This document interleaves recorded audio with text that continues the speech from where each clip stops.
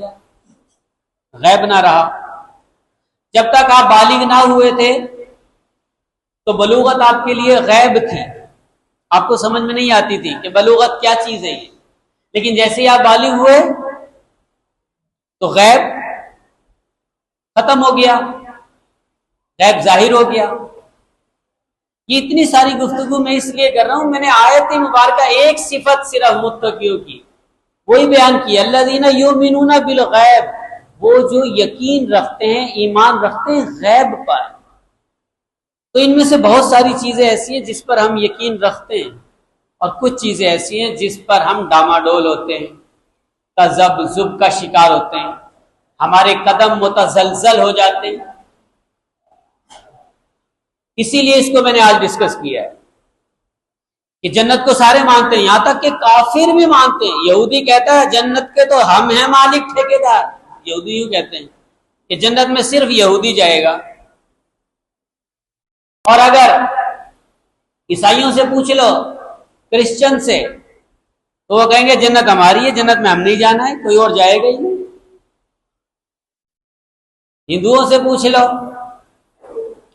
وہ بھی یہ کہیں گے کہ جنت تو ہماری ہے، جنت میں تو ہم نہیں جانا ہے۔ تو جنت ایک ایسا غیب ہے، دیکھیں سب مان رہے ہیں، اس غیب پر کسی کو کوئی وہ نہیں ہے، سارے کہتے ہیں جنت میں ہم جائیں گے۔ اور اگر ہم مسلمانوں میں الگ الگ فرقے بنانے والے، ٹولیاں بنانے والے، ان کی بات کر لیں، یہ سارے کہتے ہیں ہم سب جنت میں جائیں گے، ساری جنت کا دعویٰ کر رہے ہیں۔ تو اصل چیز یہ نہیں ہے، اصل چیز یہ غیب کیا چیز ہے۔ جنت تو مان لی، جنت کا نام تو سیکھ لیا، جنت میں جانے کا دعویٰ بھی کر لیا۔ جنت ہے کس کے لیے؟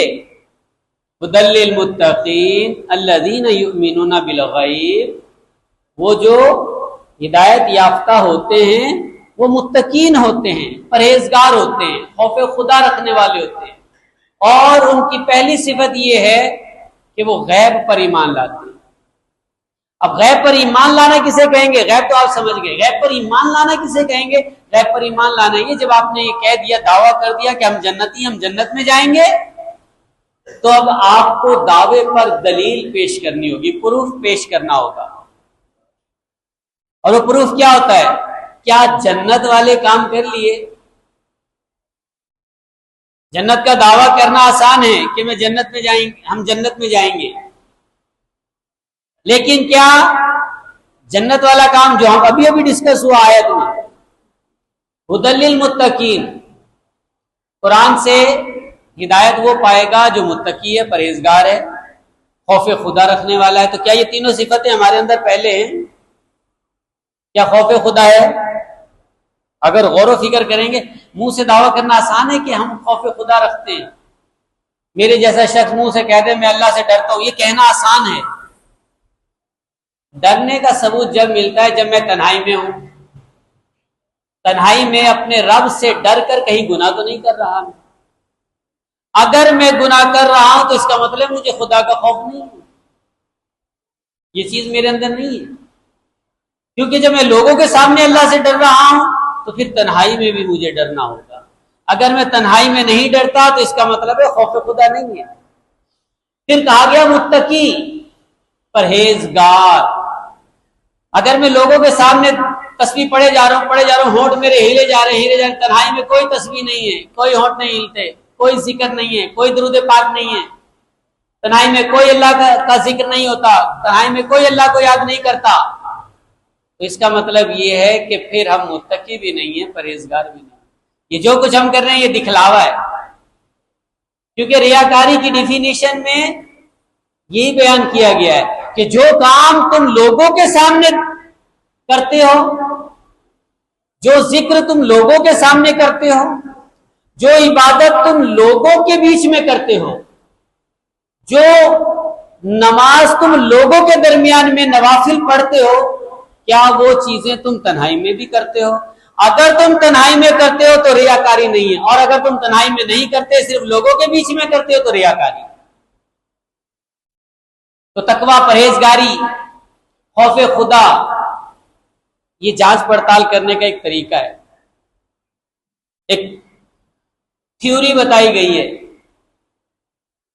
اب پریکٹیکل جو کر لے گا تھیوری بیان کر دی گئی ہے کہ وہ کام جو تم ظاہر میں کرتے ہو، دن کی روشنی میں کرتے ہو، کیا رات کے اندھیرے میں بھی کرتے ہو؟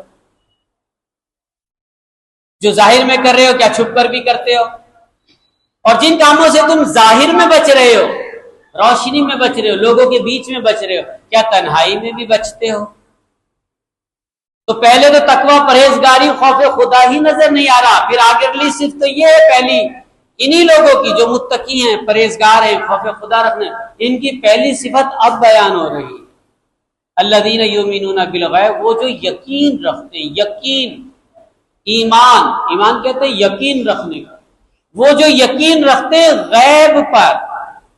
اور ہم تو جھگڑا کرتے پھر رہے ہیں، اس چیز کا علم ہے، اس چیز کا علم نہیں، یہ غیب ہے، یہ غیب نہیں ہے، یہ علم غیب فلاں کو ہے، فلاں کو نہیں ہے، یہ علم غیب فلاں کے لیے ہے، فلاں کے لیے نہیں ہے، اس کو تو علم غیب ہی نہیں کہتے، یہ تو علم غیب ہی نہیں ہے، یہ علم غیب ہے، ہم تو اس میں الجھے ہوئے ہیں۔ تو یقین کیسے حاصل ہوا؟ ایمان لانا پھر کیا ہوا؟ ہمارے ہاں تو اتنی بے باکی ہے، ہمارے ہاں اتنی بے باکی ہے، یہ تب کہہ دیتے ہیں لوگ نبی کو علم غیب ہی نہیں ہے۔ تو یقین کہاں پایا گیا؟ اگر نبی کو علم غیب نہیں ہے تو پھر یقین کہاں ہے؟ ایمان کہاں ہے؟ یہاں تو پہلی صفت ہی بیان ہو رہی ہے، الذین یؤمنون بالغیب۔ مومن، متقی، پرہیزگار، نیک آدمی وہ ہے، وہ مسلمان ہے جو غیب پر ایمان رکھتا ہے، غیب پر یقین رکھتا ہے۔ تو ہم تو پہلا جھگڑا ہی لے کے بیٹھ گئے کہ نبی کو علم غیب ہے یا نہیں۔ علم غیب ہونا یا نہ ہونا ایک طرف، نبی کے میننگ ہی غیب